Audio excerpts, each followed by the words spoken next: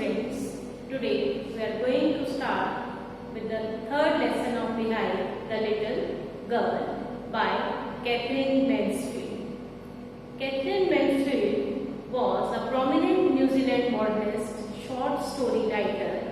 She wrote many short stories, poetry, letters, journals and reviews.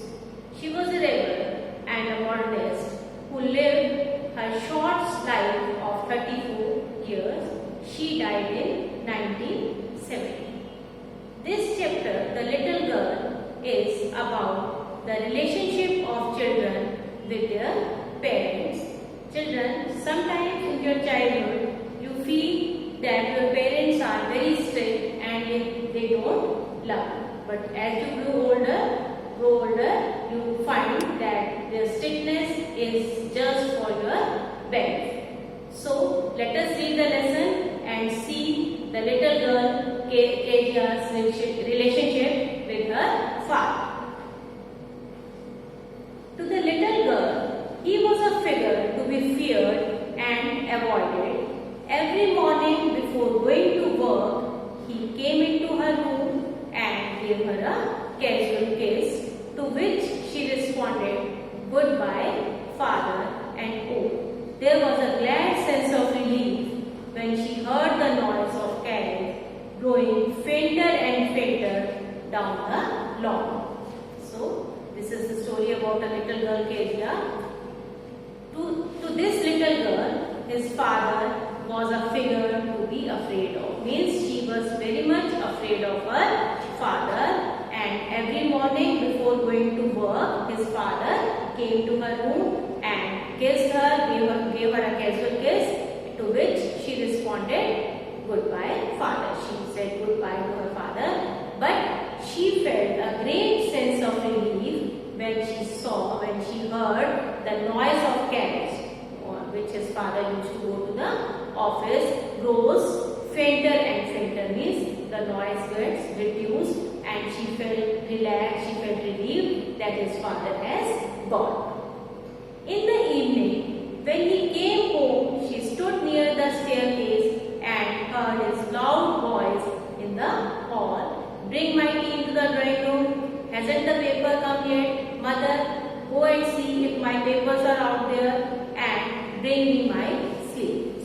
So his father goes to his office, and in the evening when he came back, she stood near the staircase and heard his loud voice. Means her father in a loud voice says, "Bring my tea to the drawing room," and she demands for the newspaper, she demands for his slippers, etc. And he speaks in a very loud voice. Kezia, mother would call to her, "If you are a good girl, you can come down and take off her father's boots." Slowly the girl would slip down the stairs, more slowly, still across the hall, and push open the drawing room door. Now her mother would call her, "If you are a good girl, you please come down and take off your father's shoes." Now the girl, she is very much afraid of her father, so she slowly comes down the stairs and slowly comes to the hall, the drawing room, and slowly she opens the drawing room door because she was very much afraid of her father. By that time, he had his spectacles on and looked at her over them in a way that was terrifying to the little girl. And by the time she came to the hall, she came to the drawing room, his father, he was wearing spectacles, and he looked at her, and from his looks, she felt very much frightened. She was afraid of her father. "Well, Kezia, hurry up and pull off these boots and take them outside. Have you been a good girl today?"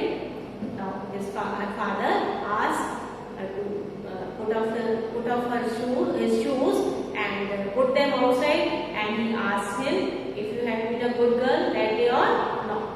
"I don't know, father." Now she tells in a stammering voice, as she was afraid, she said, "I don't know." "You don't know? If you stutter like that, mother will have to take you to the doctor." Stutter means stammer. She stammers because she lacks confidence in front of her father. So in a stammering voice,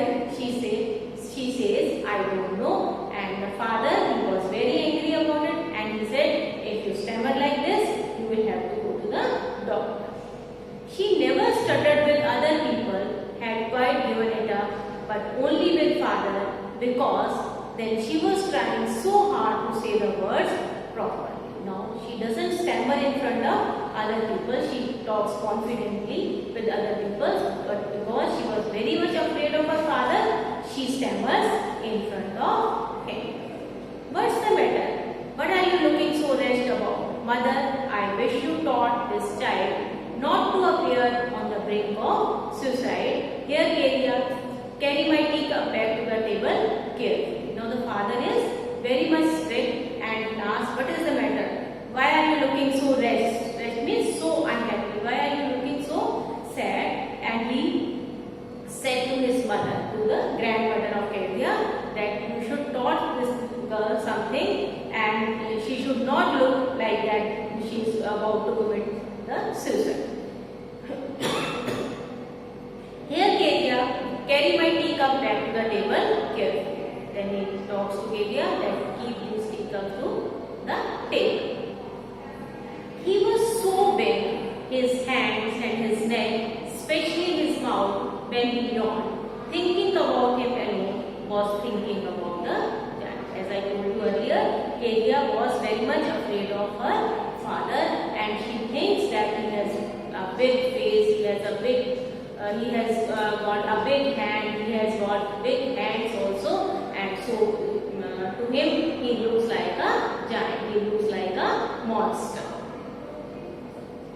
On Sunday afternoons, grandmother sent her down to the drawing room to have a nice talk with father and mother, but the little girl always found mother reading and father stretched out on the sofa, his handkerchief on his face, his feet on one of the bed cushions, sleeping soundly and snoring. Now the grandmother, she wants that the girl should spend some time with the parents, with his father and with her father and mother. So she used to say to her that you should go to drawing room, sit some time with your parents and have a nice talk with them. But when the little girl, she goes there, she finds that mother is reading something and father has already slept with his handkerchief on his face, and he was sleeping soundly and snoring. Also snoring means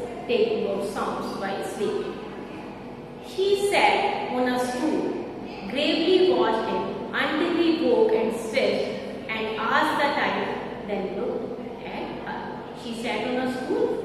The mother was busy in reading something, father was sleeping. So she sat on a stool and she keep on looking on them. And when the father asked, he asked, what is the time? Don't stare so, Kedia. You look like a little brown cow. When she was sitting on the stool and looking towards her parents, his father, he got angry and he compares him with a brown cow. One day, when she was kept indoors with a cold, her grandmother told her that her father's birthday was next week and suggested she should make him a pin cushion for a gift out of a beautiful piece of yellow silk.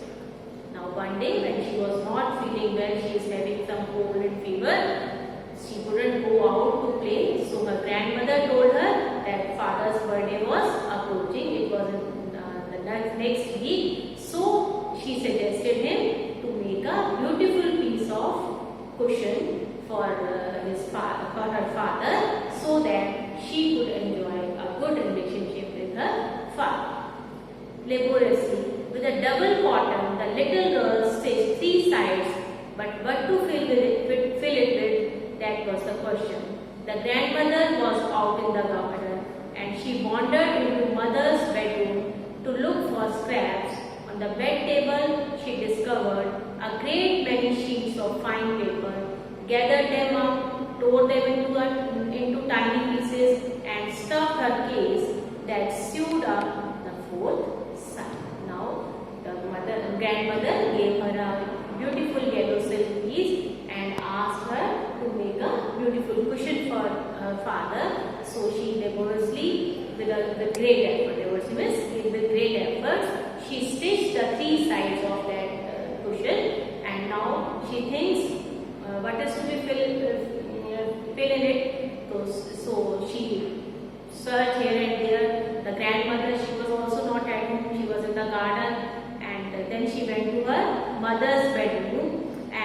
she could not find scraps. Scraps means little pieces of cloth, etc. And on the bed table, she discovered there were many sheets of paper were there, and she gathered them, she tore them into small pieces and stuffed into the pillow, and then she sewed the fourth side. She made a beautiful cushion with these papers. That night there was a hue and cry in the house. Father's great speech for the Port Authority had been lost. Rooms were searched, servants questioned. Finally, mother came into Katia's room. That night, hue and cry means a great noise. And there was a great noise in the house. Why there was great noise? Because father's great speech, which is to be given on to the Port Authority, had been lost. So they were searching in all rooms. The servants were also questioned if they have seen this. And finally, mother came into Katia's room and she asked Katia, I suppose you didn't see some papers on the table in her room. And she asked if she had seen some papers on the table in their room. Oh yes, she said, I tore them up for my surprise. What was the surprise? Surprise for birthday gift, that is cushion. What? Screamed mother. Come straight down to the dining room this instant. The mother was very much surprised and she cried in anger and also in fear, and she asked her to come down to the dining room. And she was dragged down. Dragged means taken forcefully to where father was pacing to and fro, hands behind his back. Why he was pacing to and fro? Because he was very much tense. Why he was tense? Because he has lost his speech. Well, he said sharply. Mother explained. He stopped and stared at the child. Did you do that? He asked him if she had done that. No, she whispered. Now she was very much afraid and she said no. Mother, go up to her room and fetch down the damn thing. See the child's put to the bed this instead. And he asked his mother, go up to the room and bring that damn thing. What is that damn thing? That is that cushion. Crying too much to explain, she lay in the shadowed room, watching the evening light make a sad little crater on the floor. Now she was crying bitterly. She was trying to explain her position, and she lay in the shadowed room. Why the room was shadowed? Because it was evening time and there was dark, and the evening light is coming through a window which is making shadow on the floor. Then father came into the room with a ruler in his hand. I am going to beat you for this, he said. He said, I am going to punish you for this because you had spoiled my speech. Oh no, she screamed, hiding her under the bedclothes. What are the bedclothes? Bedclothes means bed sheets. She was so afraid that she was trying to hide herself under bed sheet. He pulled them aside. But the father, he was very angry. He pulled them aside and ordered her, sit up and hold out your hand.